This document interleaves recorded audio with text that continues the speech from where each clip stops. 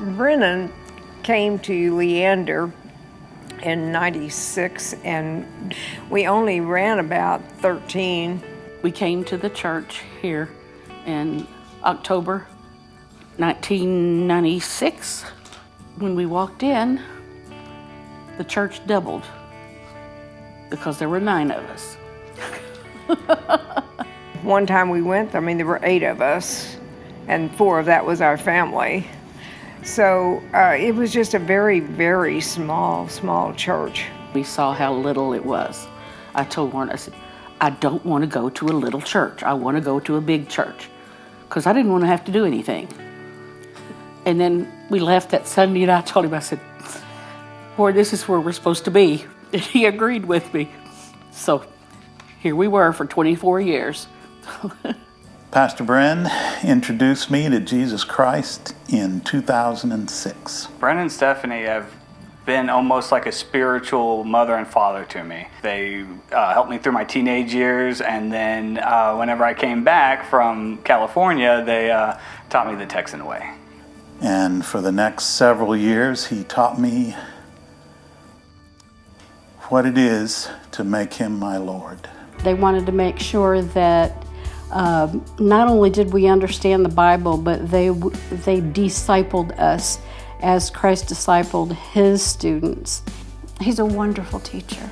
I love the way he teaches. I love his style of teaching.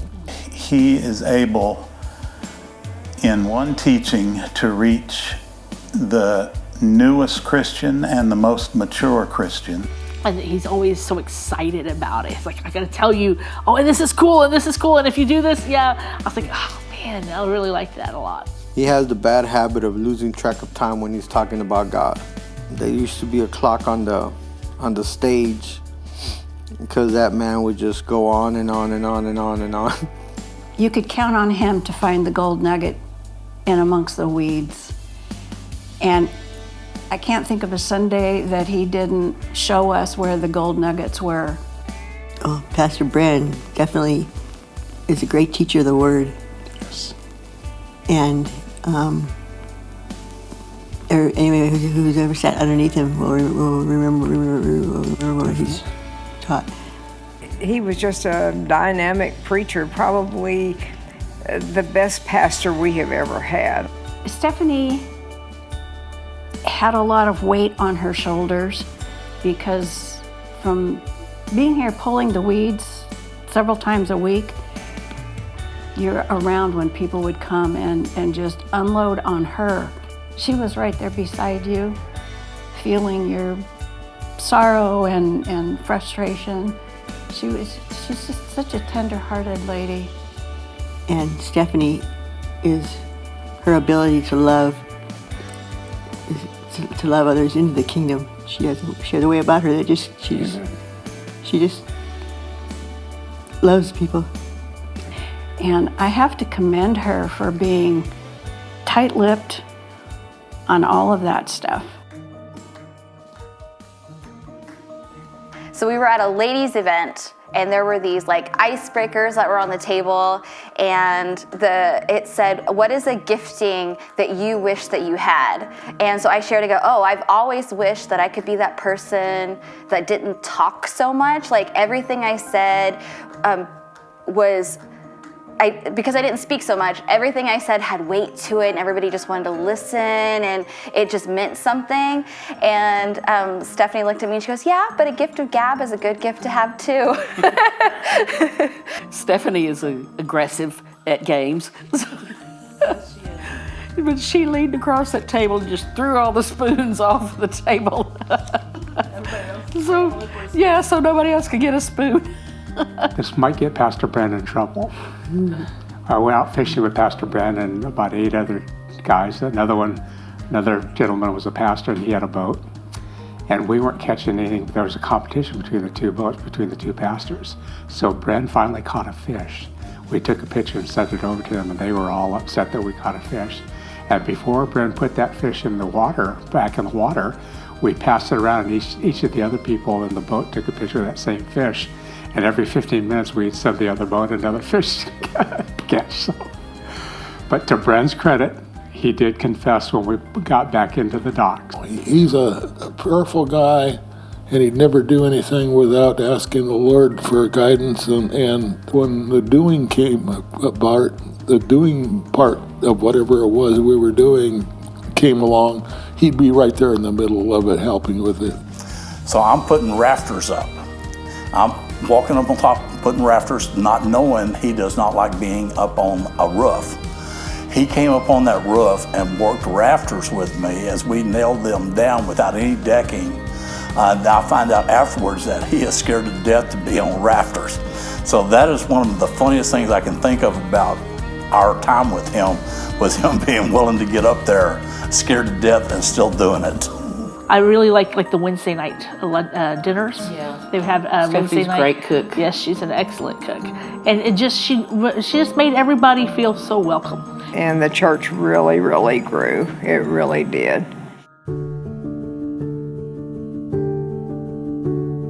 What I most remember is that is the hard and difficult moments. You know, when I'd been going to church here about 5 years, when my brother took his own life.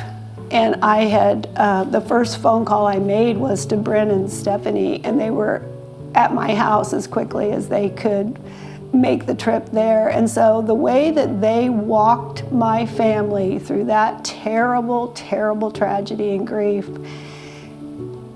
is hard to put into words. So I don't know how we would have survived.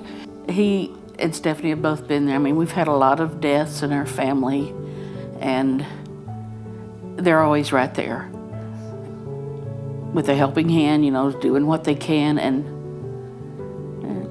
you know, it just feels good to know you've got a pastor that knows you that well, that can come and sit with you and cry with you if you need to. When COVID hit, when I was hospitalized, they reached out to Cindy tremendously during that time. The day before I was supposed to get a tracheotomy, he called and was talking with her and said, well, we're going to pray against that. Always reaching out, and the very next day I didn't have to have that. I think without them, in the beginning, I wouldn't be here, actually. He undoubtedly is the best funeral speaker I have ever heard. I mean, I've never heard anyone like that. I told him he should go in full-time doing funerals. He spoke and he performed the funeral of our first daughter, but he also did the commitment ceremony for our second daughter, and when she was a year old. So I feel like they leave this legacy of touching not just one generation or one family, like it's a whole generation or multiple generations for us. All our kids grew up here, and it was, now I'm gonna cry. You want to say that life is always smooth, but it is not. And there's been some really difficult times over the past 25 years that I'm not sure what we would have done without Brennan and Stephanie. I greatly appreciate everything that they have done for me personally, as well as for my girls. It's hard being a single mom and coming into a church. I felt like they didn't judge me.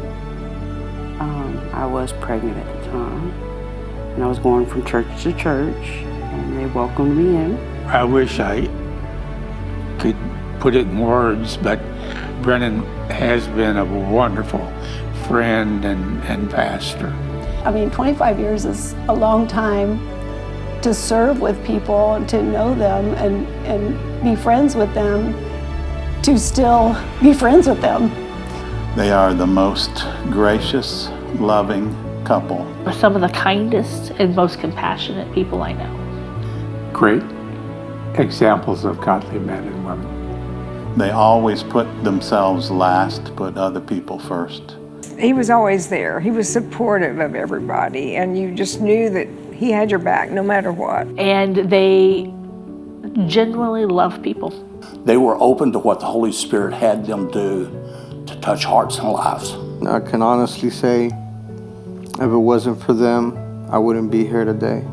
I was reading the fruits of the Spirit in Galatians 5, and I'm like, that's Brennan and Stephanie's legacy as they exemplify the fruits of the Spirit. I remember many years ago, we were in a double wide trailer on top of this hill surrounded by trees. And now we are still surrounded by trees, but we're in a wonderful sanctuary, and everyone in Leander can see it. It's a light on top of the hill, and that's going to be his legacy, is being the light on top of the hill. Bren, Stephanie, we all love you, and we thank you for years of service and for all the love you've shown us all. Thank you for pushing me a little bit. Thank you for helping me to grow. Well, we want to thank you with all our hearts for everything you've done for us, church, everyone. You're a true blessing. We love you. This church has been blessed by them. I just hope God blesses them beyond measure. They will always be some of my absolute most treasured friends. 100 years from now, there are going to still be people that are being influenced by them that never met them because they loved so well the people that did. Guys, don't go far, will you? Don't go too far. We'll track you down.